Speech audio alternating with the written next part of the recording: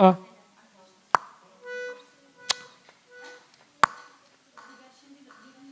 А.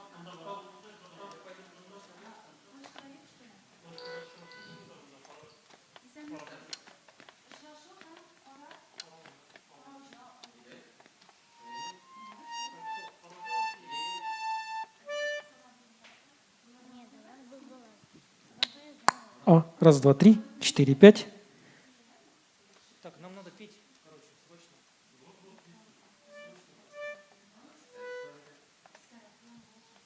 С баяном там все интересно.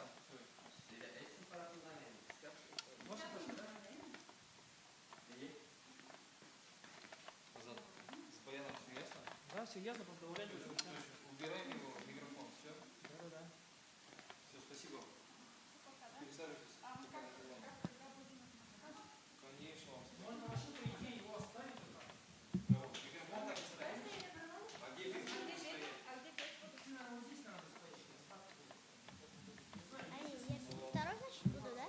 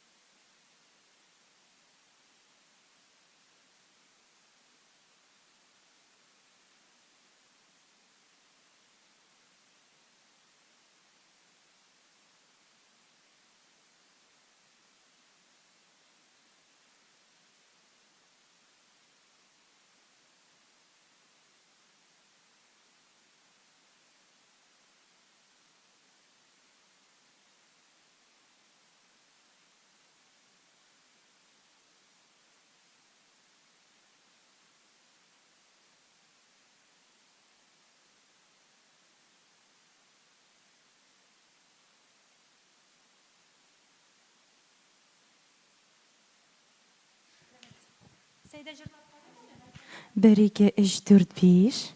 Seyda bizni hazırlap koray. Келжеміш. Давай міне мұнда басамыз. Алар мұнда шығыш жасаш шақлар мекен. Мұнда басы бей ме? Қой қорарған екен бауыларға.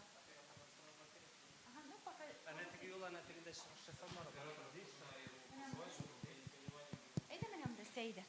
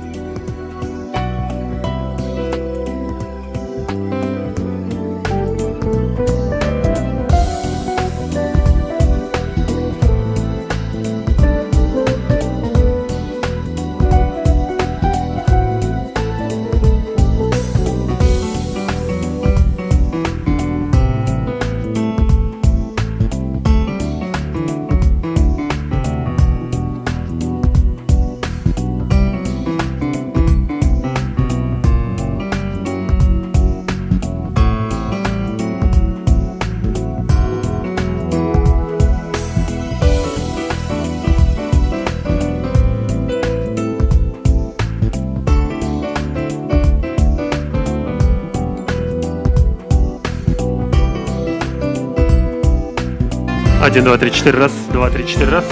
1, 2, 3, 4, раз. Раз, 2, 3, 1, 2, 3.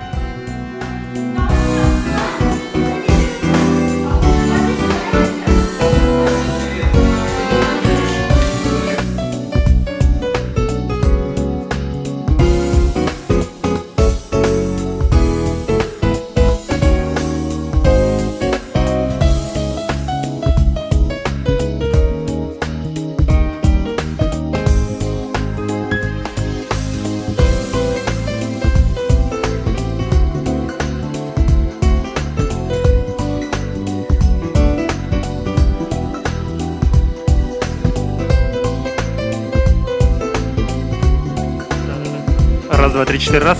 1, 2, 3.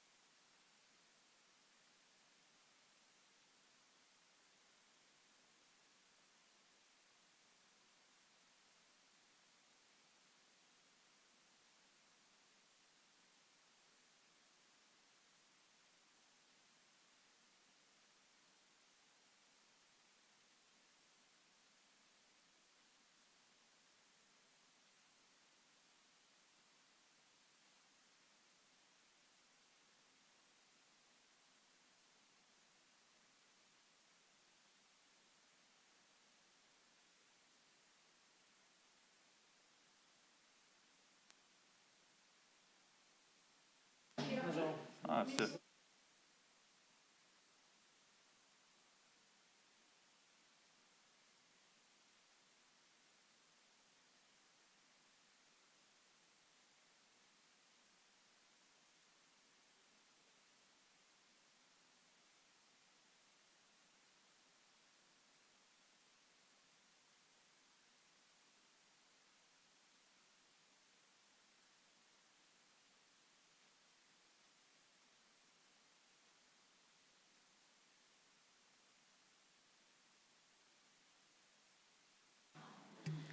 Один, два, три, четыре, пять. Раз, два, три, четыре. Ага, понятно. 1, 2, 3. Если ты себя здесь плохо слышишь, это не означает, что тебя тихо. Просто для того, чтобы вы понимали, что микрофон работает. И всё. Хорошо, Больше хорошо. Ну вы же будете здесь, вы же Да, слышите. то есть спокойно говорите, мы сами будем.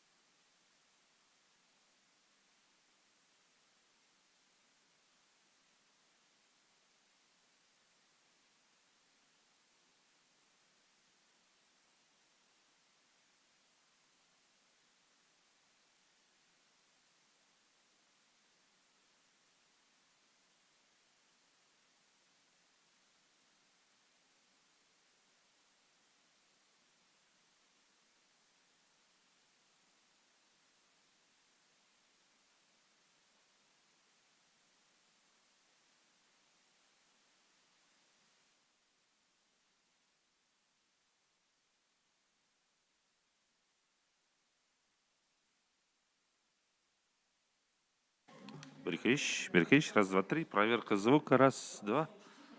Лопух, лопух. Профессор, конечно, лопух. Раз, два, три.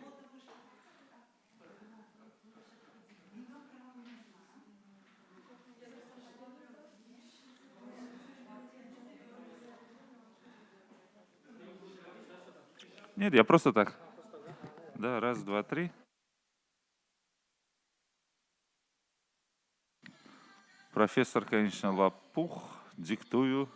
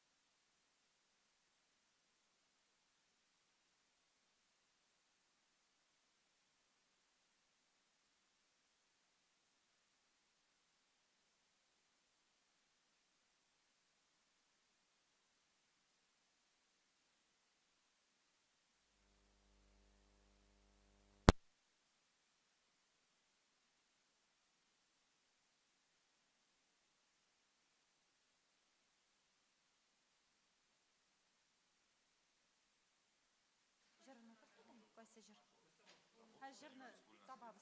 Башта жерні көрсетіп. Нешік аталым? Анда таба алмайбыз. Yazılmağın кебет.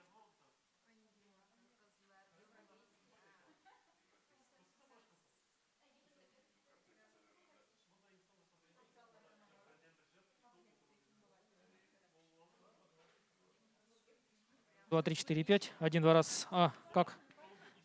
Раз, два, три, четыре, пять. А скорее всего, знаешь, что у них выключено здесь.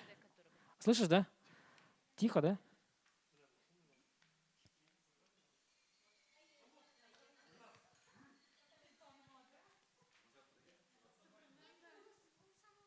Bir, iki.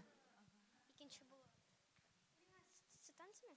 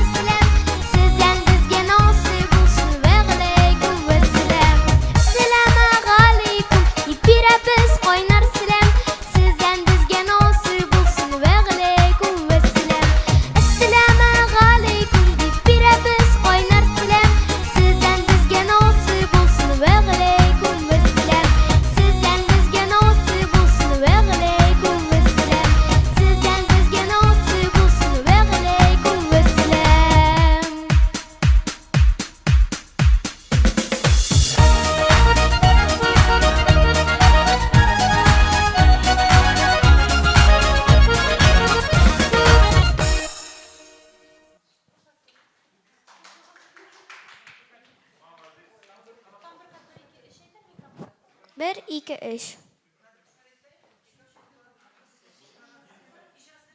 1, 2, 3.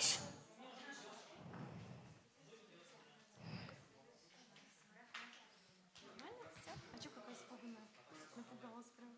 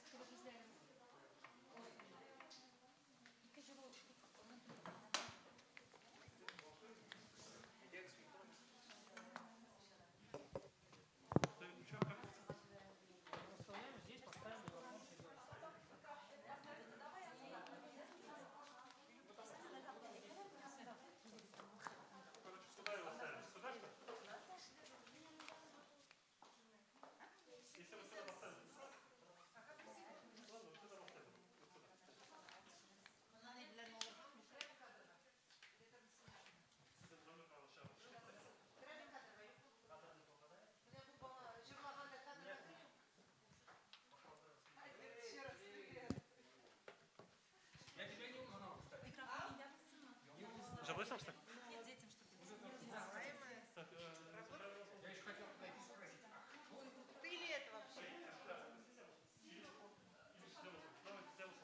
Там же холодно еще берется.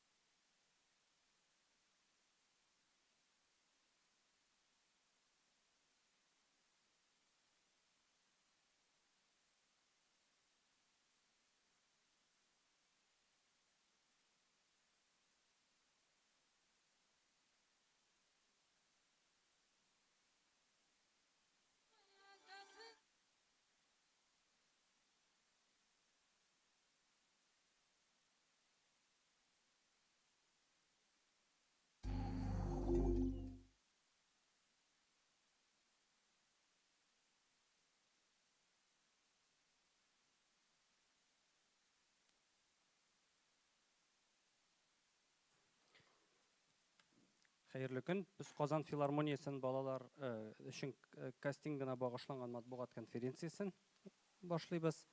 Біздің қонақларыбыз Закирова Шупан Ринат қызы, Татарстанның халық артисті, Қазан бию ансамблінің сәнғат жетекшісі, Қазан шахар филармониясының директор орынбасары. Сағдиев Наиль Фәритулла, Татарстан Республикасының атқазанған артисті, Ғафурова Гүлназ Жәмил қызы, Қазан филармониясы солисткісі, һәм шушы балалар филармониясында катнашучы Эмилия Галимжанова Ирек қызы. Һәм беренче сорауны Шупан Ринатовна сезгә бирәбез. Сез ни өчен менә шушы балалар филармониясын кирәк дип уйлыйсыз? Моның бурычлары нинди? Шул хакта мөмкин булса микрофонны кабызыгыз. Хәерле көн барчагызга да. Кирәкме юкмы дигән сорау бер кашанда тормады. Әлбәттә, иң башыннан ук балалар белән эшләү юнәлеше ул безнең өчен бик мөһим иде. Беренче урында тора иде, чөнки балалар безнең киләчәге булгач та сәнгать юлында шулай ук булырга тиеш дип уйлыйбыз. Үзебезнең сәнгатебезне, тәҗрибәбезне кемгәдер без тапшырырга, матур итеп саклап, эшебезне дәвам итәр дәрәҗәдә, дәвам алырлык дәрәҗәдә эшләрлек җәмгыятебезне үзебез тәрбияләргә, үзебез үстерергә тиеш. Бу беренчедән. Икенчедән, безнең юнәлешебез, филармония юнәлеше, Казан бию ансамбле юнәлеше һәрвакыт милли сәнгатебезне саклап калу, аны үстерү һәм дәрәҗәгә күтәрү өстендә эшләү иде. Шул милли сәнгатебезне матур иттереп кенә, түкми чәчми, җиткерер өчен, алга таба алып китәр өчен, гореф-гадәтләребезне, телебезне саклап калу өчен, өстендә эшләү өчен балаларыбызны үзебез тәрбияләргә тиешбез. Үзебезнең юнәлештә, үзебезнең җәмгыятебездә һәм үзебезнең татар сәнгатенә мәхәббәтендә. Рәхмәт. Гүлназ Жәмиловна, хәзер менә бу балалар филармониясын сез ничек күз алдына китерәсез? Анда күпме балалар булачак? Шул хакта бәлки сез сөйләп китерсез. Киләчәктә инде безнең берничә группалар булачак. Башлаганда инде менә хәзер безнең 10 бала бүгенге көндә тупланды һәм инде Бүгенге көндә безнең 10 бала тупланды һәм инде без шөгыльләнә башладык. Октябрь аеннан әйтәсем килә, киләчәктә тагын шундый берничә группа булачак һәм инде төрле районнарда дип уйлыйм. Филиаллык кебек шөгыльләнер өчен инде һәм шулай ата-аналарга уңайлы булсын өчен. Саннар китерә аласызмы? Нинди ничә яшьлекләр булачак монда? Ничә булачак? Ничек сайлыйсыз сез гомумән? Сайлыйбыз инде талантлы балаларны һәм дә инде татар иҗатына гашыйк булган балаларны дип әйтимме соң инде. Алар шулай ук татар телен белергә тиешләр. Әлбәттә, татар телендә генә җырламаячакбыз. Шулай ук чит ил телләрендә дә, рус телендә дә җырлаячакбыз. Ләкин шуңа карамастан иң мөһиме татар телен саклап калу безнең бурычыбыз. Һәм инде әйтәсем килә, бүгенге көндә 6 яшьтән 12 яшькә кадәр балаларны кабул итәбез, дәвам итәбез кабул итәргә. Һәм инде киләчәктә төрле проектлар, идеялар бар катнашырга. Һәм Наиль Фәритович, сезгә дә сүз, менә үзегезнең җавапларыгыздан шунда әйтеп китсәгез, монда җырлау гына түгел, аңлавымча, шулаймы? Менә мин дәвам итәм. Менә безнең 3 основной направление бар. Ул хореография, ул вокал һәм инструменталь.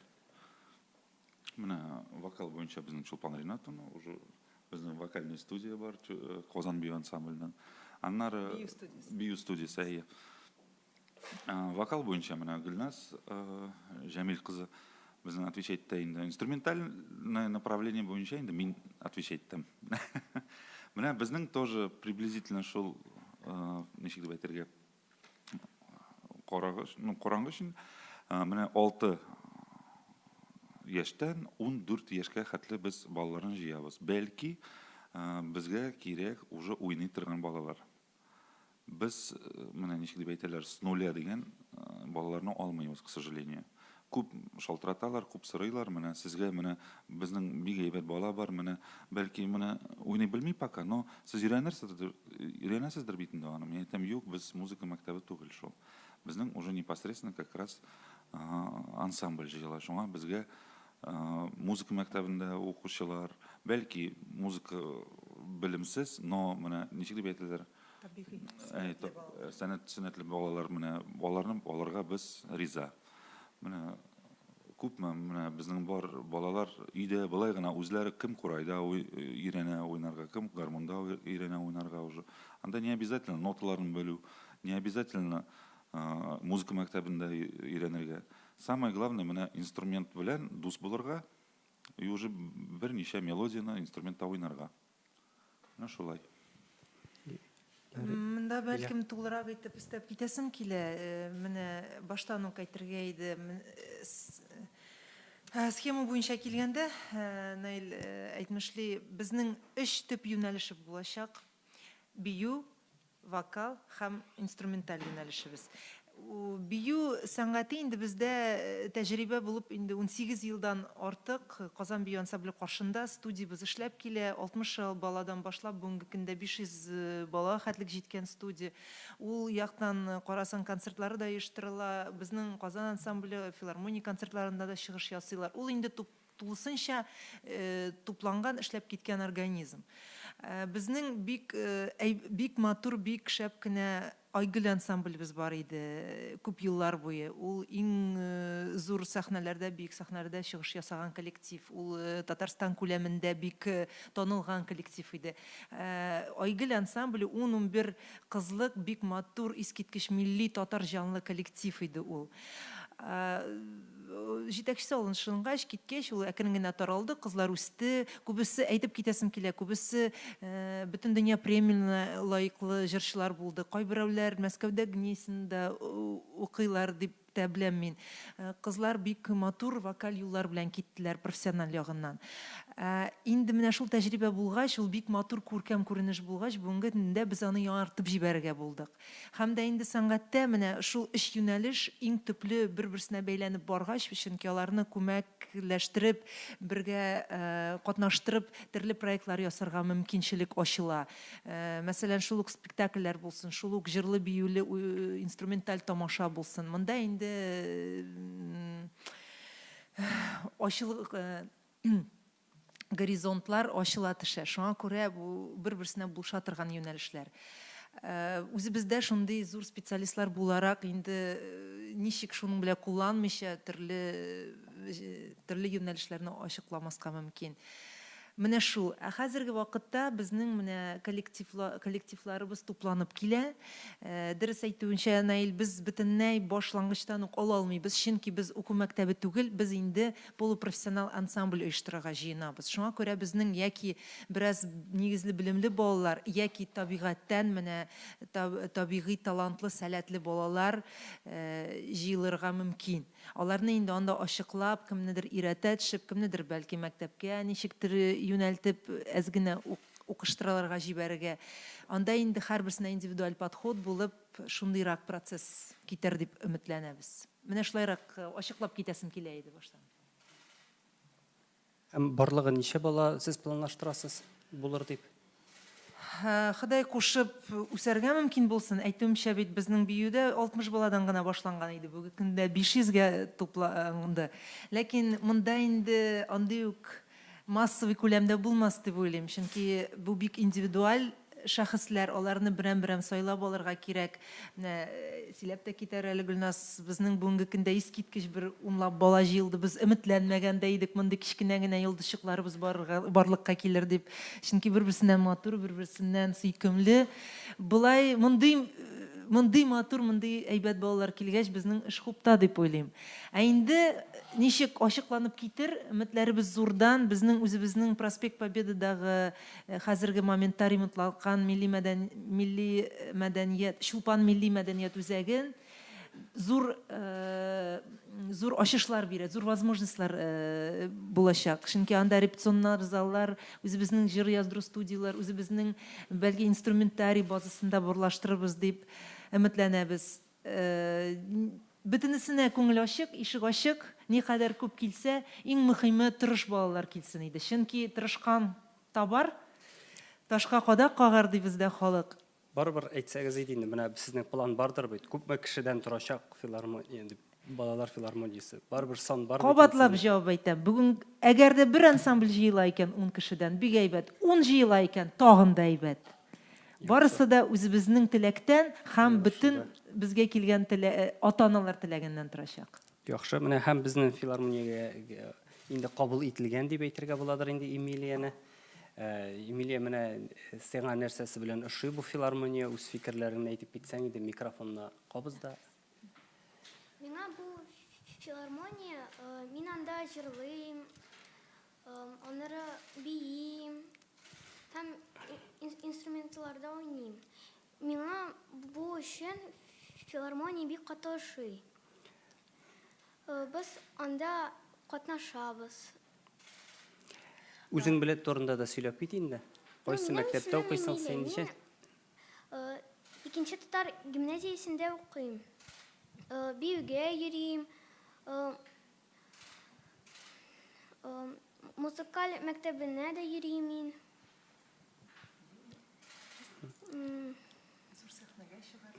Мин зур сәхнәгә чыгам.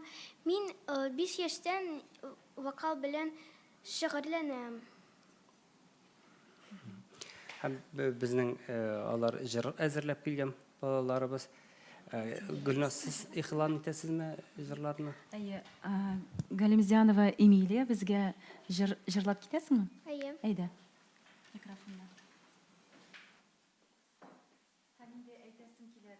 Төрле инструментларда дип әйтте бит әле.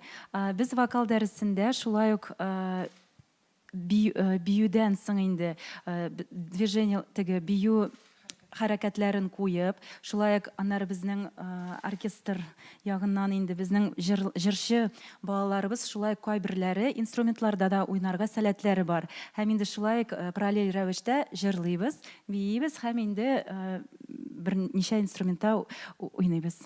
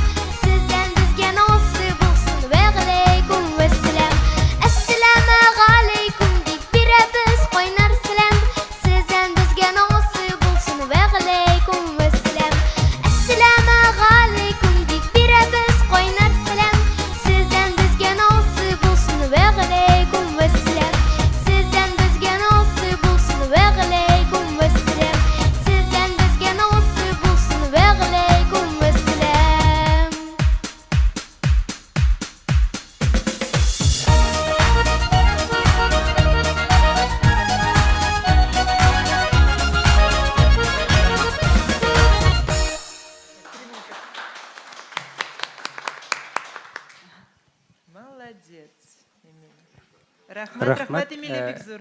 Рәхмәт бик зур. Шират, Дәвам итәбезме? әйе, дәвам итик. Хәзер инде Сәйдә, әйдә безгә җырлап күрсәтәсеңме?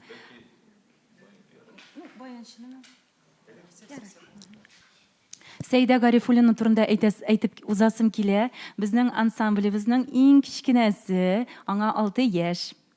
Сәйдә, әйдә башла.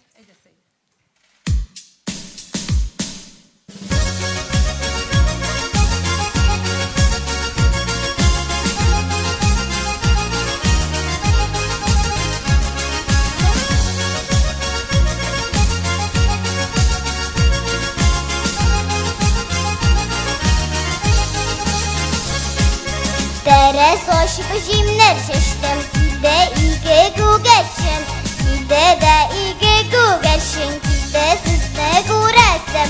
Gügəşin yerlidə bağlasın uyatırğa, əldə yarı dostlarım var günlərlə yuğatırğa. Gügəşin yerlidə bağlasın uyatırğa, əldə yarı dostlarım var günlərlə yuğatırğa.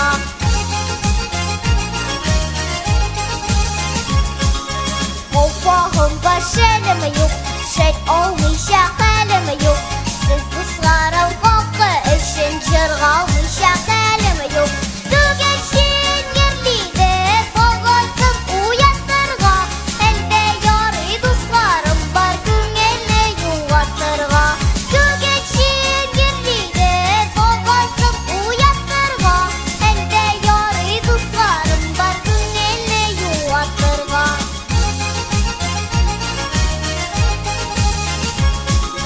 Altın bulup ağayımğa kemeş bulup damayım.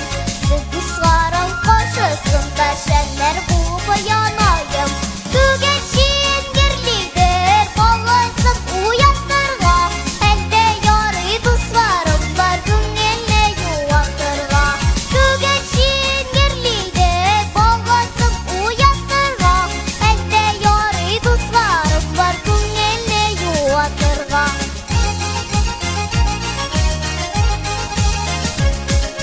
Dərəz aşıb cimlər keçdim, aşağız qış qayğarım. Qayğı həsrətlər görmüşə, yəçəgiz qız qayğarım.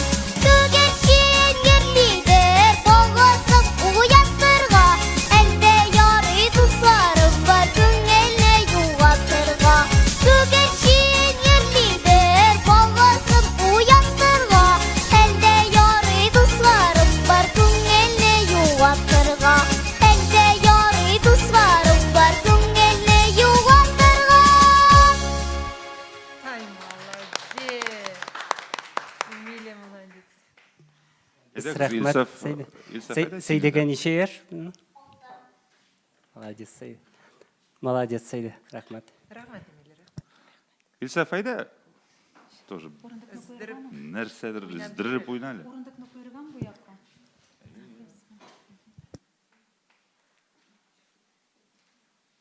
Менә пока Илсаф әзерләнә, минем бер-ике сүзем әйтәсе килә. Менә без инструментальный ансамбль ясыйбыз монда. То есть балалар безнең не только җырлыйлар, бийләр, ну, а также музыка коралларында уйныйлар. Бәлки без менә ничек дип әйтергә, больше этническийга карыйбыз инде. Менә балаларны тырышабыз именно тальянда уйнатырга, курайда уйнатырга, скрипкада, именно татар милли коралларында уйнатырга тырышабыз. Алар, конечно же, бөтенесе менә кем музыка мәктәбендә баянда уйнаянда, фортепианода, скрипкада, алар безнең ансамбльдә шул ук, конечно, шушы инструментларда да уйнаячаклар. Бәлки шул тальяннарда да, курайларда да уйнаячаклар. Алла берсә, Алла берсә, Алла берсә. Төрле жанрларда, төрле стильләрдә, менә этнический да, и современный да, эстрадный да. Ильсаф, брат, давай.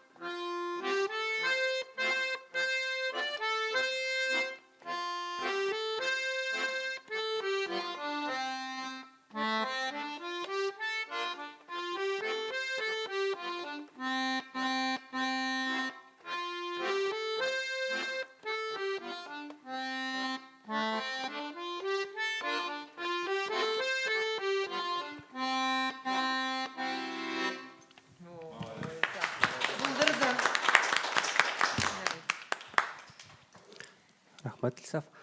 Һәм без үзебезнең бу филармониядә катнашучы кешеләрнең менә чыгышларын күрдек. Сезнең дә сорауларыгыз бардыр. Бармы сорауларыгыз? Безнең журналистларның Татар-информ дигән мөбарәк ике сорау бар. Беренчедән, менә сез бит инде яшь балаларны әзерлисез. Ул балалар сезнең өчен менә бу алмаш буларак әзерләнәме? Ничек уйлыйсыз, менә алмашка кала алырлармы алар? Беренче сорау.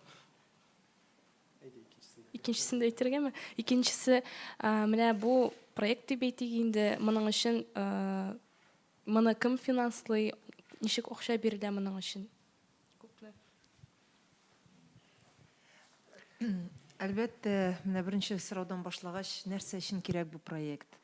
Безнең гомумән иң төп эшебезне менә шул балаларда татар милли мөхитен саклап калу һәм тәрбияләү дип уйлыйм. Без сәнгать өлкәсе буларак, менә шул өлкәдә без безнең тәрбиячебез алып барылырга тиеш дип уйлыйм. Чөнки алайса нәрсә өчен без эшлибез, тамашачыга әлбәттә сәнгатебезне җиткерер өчен ул җитә дә каядыр китеп югалырга мөмкин, ул менә сакланып калыр өчен һәм күчеп барсын өчен менә әлбәттә аның өчен яшьләр кирәк, яшьләрдә мәхәббәт кирәк. Бәлким баштан ук аларны әти-әниләр кулларынан тотып киләдер, бала аңлап та бетермидер кая эләккәнен. Инде вакыт уза, еллар уза, менә бүгенге көндә беренче килгән биюгә килгән балаларыбыз үзләренең балаларын алып килде бүгенге көндә. Инде алар әниләр булып, үзенең балаларында шул халык биюләренә мәхәббәтне тәрбияли башлады икән, димәк безнең эшебез юкка түгел. Инде татар мөхитле филармониябыз булгач, иң төп беренче урынга шул килеп чыга. Мөхитне тәрбияләү, телгә мәхәббәт тәрбияләү һәм татар сәнгатенә мәхәббәтне тәрбияләү. Финанс яктан проект үз инициативабыз белән башланып китә. Әлбәттә безнең хакимиятебез моның өчен өстәмә ярдәм итәбез дип өметләндерде. Ләкин беренче мәлдә эшеңне башлап җибәреп, эшеңне күрсәтеп белергә кирәк. Аннары гына акча сорарга. Без бик үсеп китербез дип өметләнәбез. Мактанып та куясым килми, чөнки мондый команда белән эшләргә була. Без инде ничә ел үзебезнең эшебезне күрсәттек. Өмет бар, барыбызда да, көчле кешеләр яныбызда, барысы да булып чыгар дип өметләнәбез. Күңелдә ул булса, дөрес уйлар булса, ул бары ирешәчәк, уңышка ирешәчәк.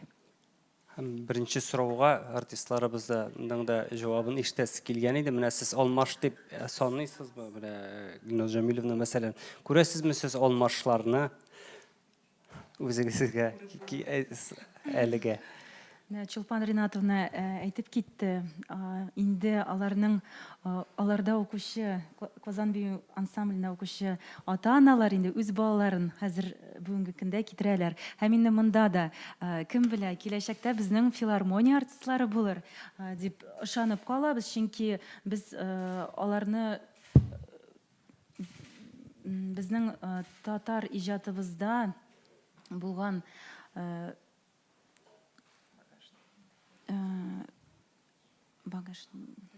тәҗрибәне туплап, аларга җиткереп, үзебезнең тәҗрибәне киләчәктә үстерергә теләк бар.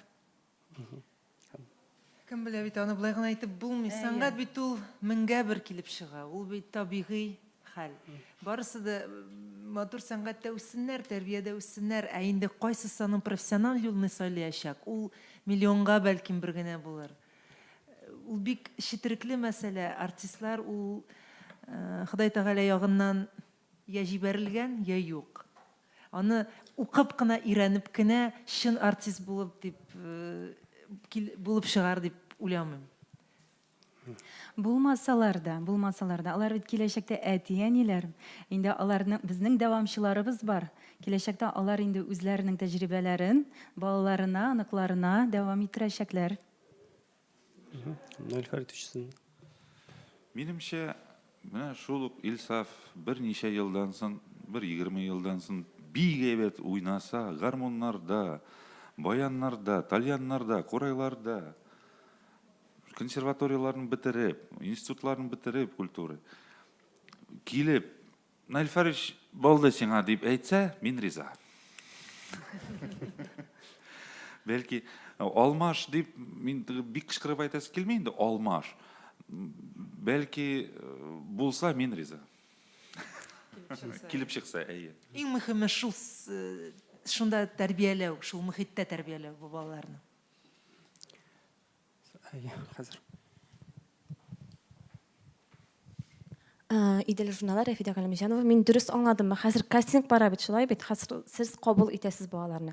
Гаризаны ничек җибәрәсез һәм гомумән ничек кабул итәсез сез? Балалар килеп сезгә үзләренең осталыкларын күрсәтәләрме? Берәр кая җибәрәсезме? Берәр почтага манда? Әйе, төрле вариантлар бар. Килеп тә күрсәтеп була. Без көннәрендә билгеләп алдык. Шул көннәрдә җыелды балалар. Гомумән социаль челтәрләре аша безнең Казан филармониясе мөрәҗәгать итеп, шәхсән вокаль направлениесе Гөлназ Гафурова, шулай ук директ Инстаграм аша, Наил Фәритовичка инструменталь юнәлеше буенча. Булар аларны таба алмасагыз, шәхсән миңа да мөрәҗәгать итсәгез була, үзем аларны табып бирермен. Гомумән бүгенге көндә бөтен ачыклык дөньяда һәрбер бу билгеле шәхесләрне ничек тә мөрәҗәгать итеп була аларга. Иң беренче инде Казан шәһәр филармониясенә мөрәҗәгать итү. Социаль челтәр аша, телефоннар аша һәм туп-туры килеп кергә дә мөмкин. Һәм сынау турында да әйтеп китсәгез иде, менә сез ничек уздырасыз? Сез бит әйттегез, 0-дан алмыйбыз дисегез. Менә ничек уздырасыз сез? Менә килде сезгә бала, Илсаф манда, Сәйдәм, менә күрсәтә аласызмы? Без инде аралашып та алабыз.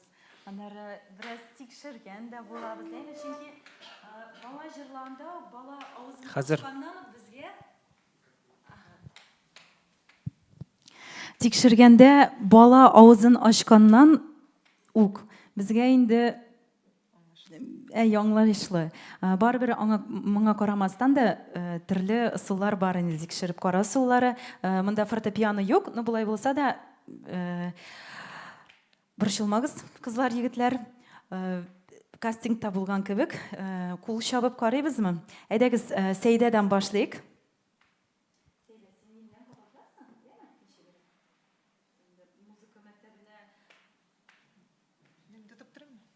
Юк, музыка мәктәбендә булган имтиханнар кебек инде. Бу да кабуллардан шулай була безнең дә.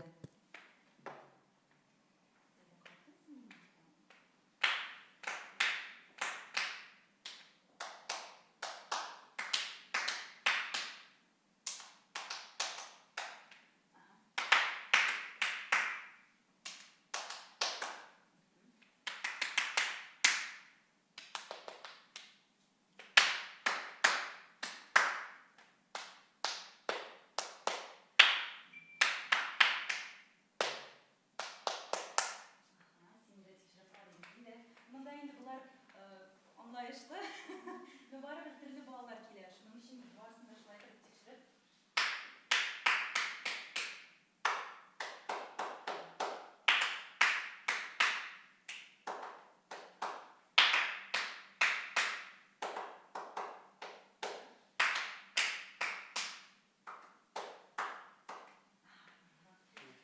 Һәм инде фортепианодан инде төрле ноталарны, интонацияларны тикшерәсез, ноталарны уйнап, мин фортепиано урынына булам, сез минем кабатлап кына тавышны тикшерер өчен ишетәләр микән ноталарны? Теге ноталарны да түгел, ишетәләр микән интонация ягына? Мин ля җырлыйм, сез дә минем кабатлыйсыз, яме?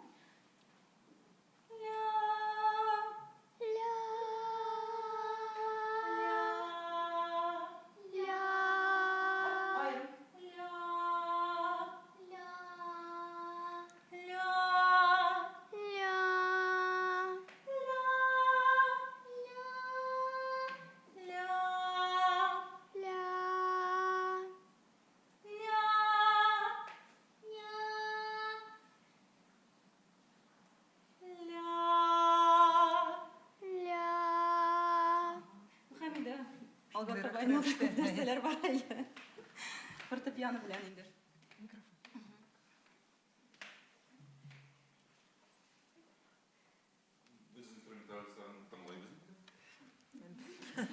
Безгә бит инде хәзер кешеләр килә бит инде уже инструменталистлар. Без алар белән ләлә дип итеп утырмыйбыз. Әйе, алар мотор итеп киләләр, үзләре инструментлары белән, баяннар белән, курайлар белән теге мотор итеп утыралар да, уйныйлар да, бик зур рәхмәт дип басып китәләр. Аннары уже без шалтыратып әйтә.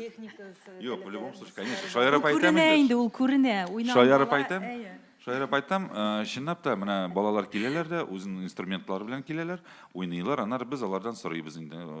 Берәр нинди вопросларын бирәбез. Аннары менә шундый техникага, например, какое-нибудь упражнение уйнарга, менә мондай вид техникага какое-то упражнение уйнарга. Менә так что бар инде безнең тоже секреты. Жыр вокал ягыннан без инде вокалны тикшерәбез. Шулай ук сәхнәдә үзен ничек тотышын, теге кашыган вакытлары да буладыр инде. Ансы була бездә дә була, олы кешеләрдә дә. Шулай ук движение, шулай ук сөйләшүләренә карап. Ну, барысы да монда карый, барысына да карыйбыз һәм шулай ук татар телен белмәсәләр инде, бераз бу безнең өчен четереклерәк. Шуның өчен кабул иткәндә алдан ук әйтеп куябыз, татар теле белү мөһим. Дөнья булса була, ул төрле кешеләр очрый. Бәлкем төрле милләт балалары килсә дә, татарча җырлый өйрәнә алса, теләсә, акцентсыз җырлый алса, андый балалар да безгә бик рәхим итеп килергә мөмкин. Монда бер нинди дә ысуллар юк, бары тик татар балаларын гына алабыз. Юк, әлбәттә. Без бит үзебез дә төрле чит илләрен телләрендә дә җырларга планлаштырабыз. Шуңа күрә монда бары тик кисәтеп куймыйбыз татар балаларын гына җыю дип. Инде менә әйтеп бетерәм, шул многогранный балаларны җыярга тырышабыз. Чөнки киләчәктә ниндидер зуррак проектлар куя башласак, гомумән бүгенге көндә артист ул бит төрле многогранный кеше булырга тиеш. Төрле яктан җырлый белергә дә, бию белергә дә, сөйләлек осталыгы да һәм актерлык осталыгы да. Шуңа менә без аннары дәресләребез дә шул яктан барачак. Бию дә, актерлык осталыгы һәм башкалар аларга өйрәтеләчәк. Ансамбль дә эшләү ул бик җиңел түгел. Ул безнең үзенчәлекле ансамбль солистов булдырырга тырышырбыз. Һәрберсе аерым да җырлап җибәрергә тиеш, аерым биеп тә ничектер уйнап та һәм әйтеп тә бирә белергә тиеш. Менә шундый многогранный театр эстрады шикеллерәк бәлкем аларны тәрбияләргә тырышырбыз. Бүгенге көндә бу бик актуаль юнәлеш һәм дә бу бик зур возможностьлар бирә аларны төрле театраль, музыкаль театрлар шикелле постановкаларда катнаштырырга. Бүгенге көндә шоу ул барысы да менә төрле многогранный яктан бара. Шул ук җырлый торган бала элементар инструментта да өйрәнергә бәлкем задача куербыз. Бик авыр булмаган нәрсә. Бөтенесе ритмический рисунок, Гөлназ күрсәткән ритмический рисунокларны да ишетә белергә тиеш. Чөнки бөтен балаларга бәлкем элементар инструментлар, бубеннар, трещоткалар, ниндидер менә шундый халык уен кораллары тоттырырбыз. Монда инде Алла бирсә, ничек безнең менә фантазиябыз, ничек безнең теләкләребез ачыкланыр, нинди процессларны уйларбыз, менә шул төрле яктан балаларны ачыкларга һәм чыгыш ясарга тырышырбыз. Әйтеп китәсем килә, теге татар теле белү дигәннән инде. Бар балалар, мин татарча сөйләшә белмим диләр. Ну, җырлый беләм. Андый балаларны кабул итәсезме? Әлбәттә кабул итәбез. Андый балалар да бар. Һәм шулай минем тәҗрибәмдә бар балалар, урыс балалары, башка милләт балалары татар телен өйрәнеп, матур итеп җырлыйлар. Теге татар балалар белән чагыштырсак, алардан да остарак җырлаучылар бар. Бар. Иң мөһиме теләк булсын аларның. Менә шуны әйтәм. Басым ясыйм теләккә, ата-аналарның теләгенә басым ясыйм. Сорам сезгә, бию белән 12 яшьтән шөгыльләнә башлау ул бик соң түгелме, нормальме? Бик соң. Соңмыни? Юк, дөресен булса инде шутка, Наилфәрис әйтмешли. Юк, әлбәттә бер кашан да соң түгел, ләкин нәрсә, нинди нәтиҗәгә барабыз. Әгәр дә профессиональ яктан әлбәттә соң соңрак, бик соң булмаса да соңрак, һәм монда иң мөһиме табигать сиңа нинди табигать ягыннан күпме бирелгән. Чөнки безнең тарихта бик күп случайлар безнең үзебезнең Анна Гацулина да 26 яшьтә бии башлаган балетта, үзебезнең ансамбльдә дә безнең атказанган артистыбыз бар, 18 яшьтә килгән биюгә һәм бүгенге көндә солист, ансамбльнең солисты. Ул инде менә табигый талант дип әйтәләр аны, талант иясе. Шуңа күрә кешенең үзеннән тора һәм әлбәттә инде 95% тырышлык иң беренче урында. Таланты әз генә булса да ярый, тырышлыгы белән кеше бик күп әйберне җиңеп чыга. Үзегез өчен бер кашан да соң түгел, 90 яшьтә дә хәтта. Сораулар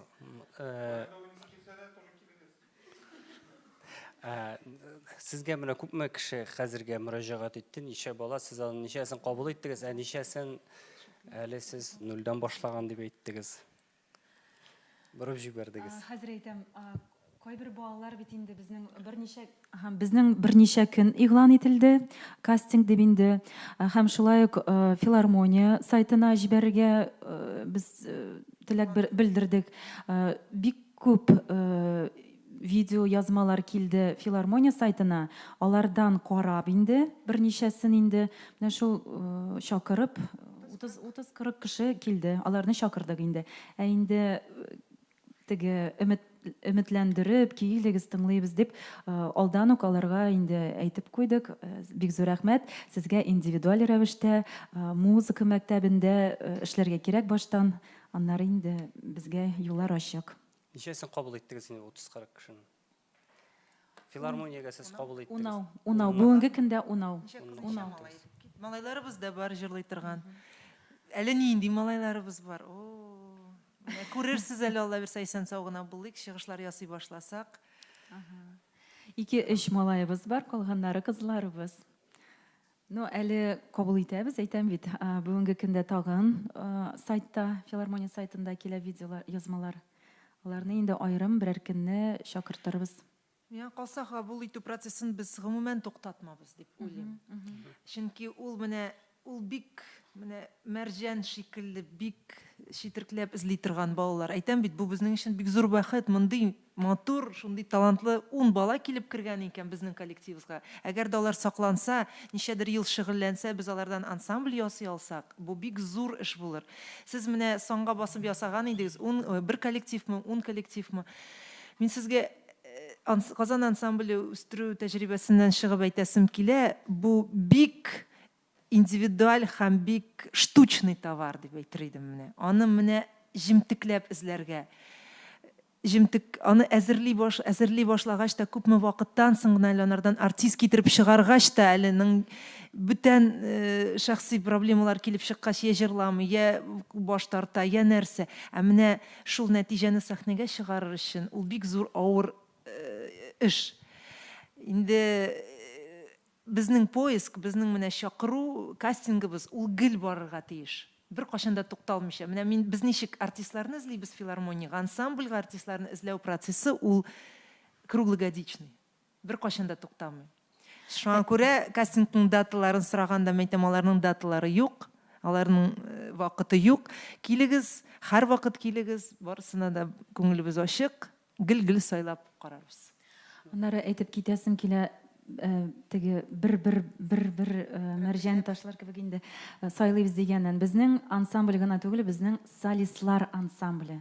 Алар бар да солистлар булачак. Инде нишләп ансамбль дибез? Чөнки да оркестр ягыннан да, бию ягыннан да, теге музыкаль спектакльләр әзерләр, мюзикллар, ниләр, анда бит инде бер менә шундый бер күмәк кебек инде әйе.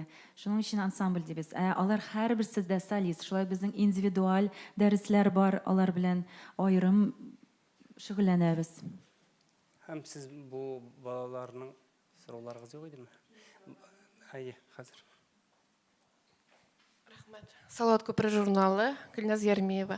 Менә балалар килде дидегез, күбрәк Казан шәһәреннән киләләрме, яисә районнарданмы? Һәм районнардагы балалар, анда да бит инде талантлы, сәләтле балалар бик күп, шулай бит. Аларны китерү өчен сездә тагын ниндирәк форматта аларны чакырасыз? Районнарга бит әле барып җитми. Һәм тагын бер сорау, жюри составында тагын кемнәр бар? Койсаңыз. Әле койдан гына язмыйлар. Әле коян гына җибәрмиләр. Ну, без әйтәбез инде мотор итеп, гафу итегез, безгә, конечно, Казан һәм Казан якын тирәләрне кирәк. Елабугадан шалтыраттылар, Әлмәттән дә шалтыраттылар. Менә ну, күчеп килсәгез генә.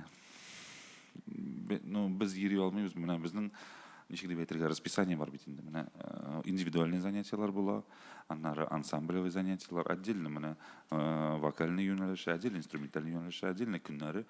Онда йөрергә кирәк бит инде. Без хәзер менә Елабугадан, Әлмәттән ала алмыйбыз кешеләрне. Но нәрсә әйтәсе килә? Менә безнең бар хәзер нәрсә Биектаудан бар, йөриләр, көн саен йөриләр. Берничә кеше. Берничә кеше, әйе, менә Арчадан да чыктылар. Безгә разница юк, без йөриячәкбез диләр. Электричкалар йөри, без дә йөриячәкбез диләр. Яшел үзәннән дә бүгенге көндә инде алай теге ул бит нәрсәдән тора? Ата-аналар йөртсәләр, без риза. Атнасына 2-3 тапкыр йөртә алсалар Казанга, Елабугадан, Алабуга шәһәреннән. Без риза. Иң мөһиме килсеннәр, иң мөһиме булырга дәрестә инде. Теге калдырулар булса, анда инде эш алга таба бармаячак. Жюри әгъзаларынан тагын кемнәр бар? Жюри әгъзалары без генә җитмибез. Күрәсезгә. Безнең менә шул мин әйтеп киткән Айгөл ансамбленең элеккеге милли мәдәният үзәгендә Айгөл ансамбле булган коллективның җитәкчеләре Алия Дрисовна, Хафизуллина Алия Дрисовна һәм Зәләйлә төркеменең солисткасы Закирова Ләйсән. Менә алар безнең жюри составында һәм киләчәктә менә инструменталь юнәлешен 2 кеше алып барачак, Наил әфәнде генә түгел, тагын безнең Илнур исемле егетебез, фольклор җырлы һәм фольклор дәүләт ансамбленең элеккеге баянчысы, инструменталисты, бик тәҗрибәле егет, бүгенге көндә педагог, укытучы һәм менә шуны әйтәм, ул тагын безнең жюри составында һәр вакыт утыра. Без тулысынча бөтен күңел белән бу балалар филармониясын булдырырга тырышабыз. Шуңа күрә менә барлык кем шәһәр филармониясында эшли, төрле яктан булышырга тырыша шул юнәлешкә.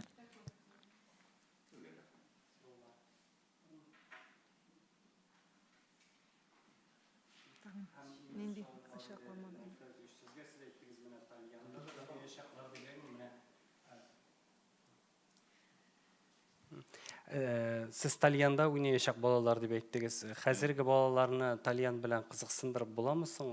Була.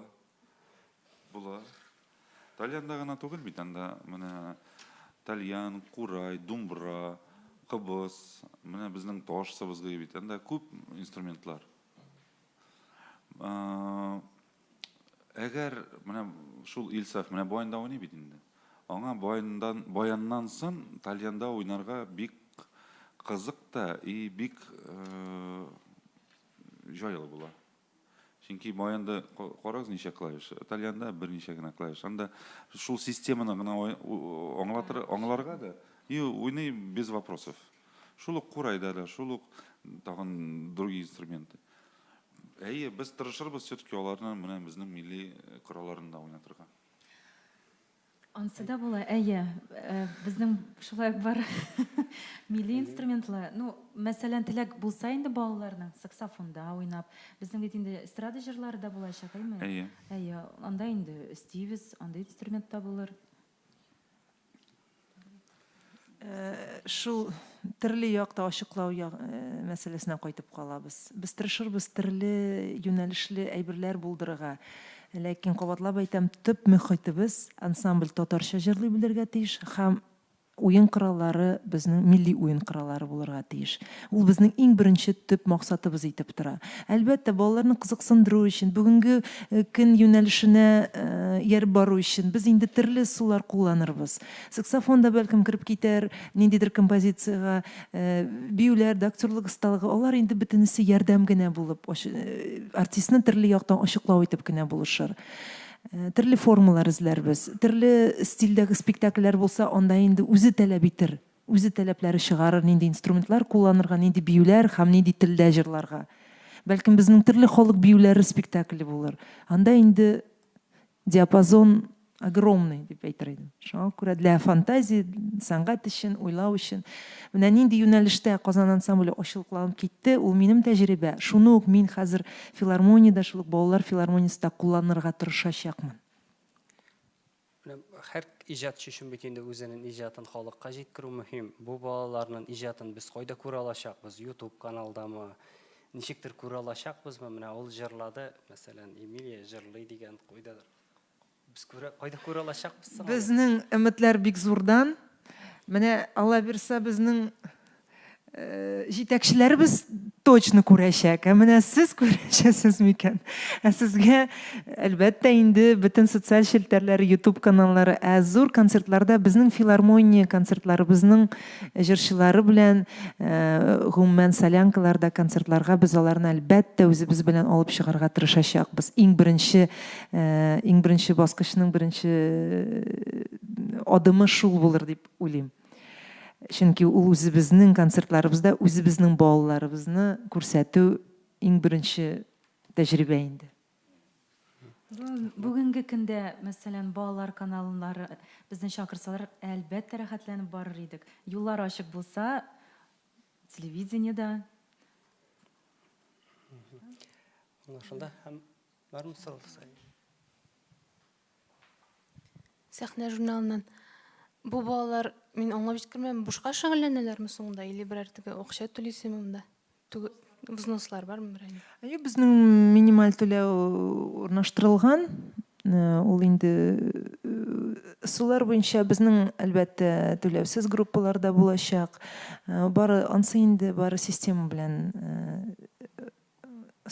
кулланачак. Аны әкрен генә ул ступеньга үзенең менә нинди бүгенге көндә юридик документларны кабул итәчәкбез, нинди нигездә шөгыльләнә дип.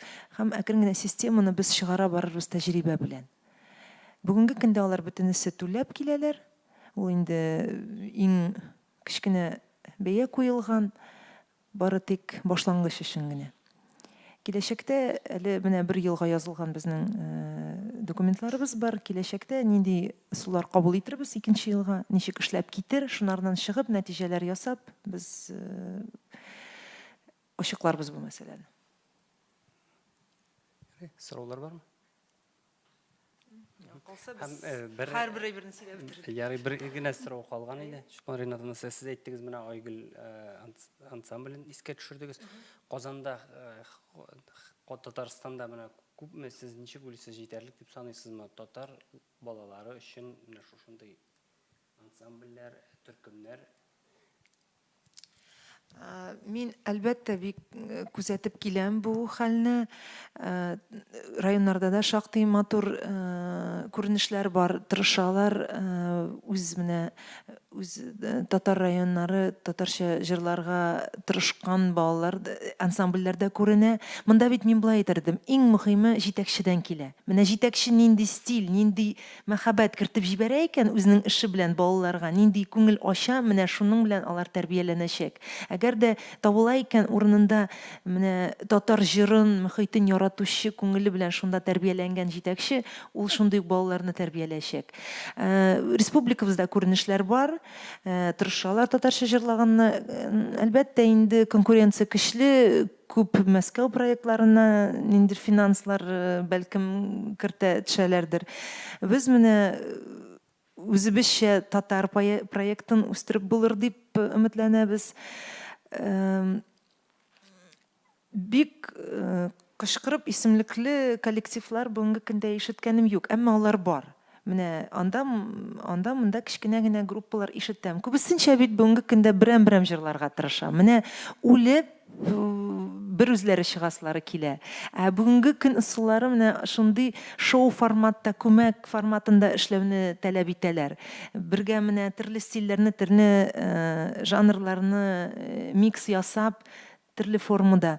Шуңа күрә без менә ансамбль иң мөһиме балалар күмәк ансамбль формасында эшләргә, өйрәнергә тиешләр. Менә Гөлназ дөрес әйтә, алар һәрберсе индивидуаль солист булырга мөмкин, бер үзе дә эшли белергә тиеш. Әмма ансамбльдә эшләү ысуллары алар бик җиңел түгел. Анда син үзең өчен генә җавап бирмисең, син яныңда басып торучы партнерың өчен дә җавап бирәсең, һәм аның артында да 7 кеше өчен җавап бирәсең. Анда бергә атлый белергә кирәк, бергә авыз ача белергә кирәк, бергә инструментка сугарга белергә кирәк. Ул гомумән практик яктан бик кирәк. Безнең бәлкем балалар спектакленә кирәк булачак. Ансамбльләр, күмәк коллективлар бүгенге сәхнәдә бик күбрәк куллана дип әйтер идем. Масса это шоу, ул матурлык, ул эмоции, ул зур тамаша менә шуның белән тер. Шуңа безнең балалар менә шундый төрле многогранный ситуациядә үссеннәр, тәрбияләнсеннәр. Шуңа без ансамбль дип игълан итәбез һәм ансамбль дип шундый кабул иттек. Рәхмәт. Безнең вакытыбыз азагына якынлашты. Сезгә зур рәхмәт. Барыгызга да, журналистларыгызга да бик зур рәхмәт. Һәм аеруча зур рәхмәт безнең чыгыш ясаган балаларыбызга. Рәхмәт сезгә. Рәхмәт безгә кызыксынуыгыз өчен. Менә шулай бергә сезнең белән ачыклап була шундый темаларны. Рәхмәт сезгә. Бик зур рәхмәт. Рәхмәт игътибарыгыз өчен.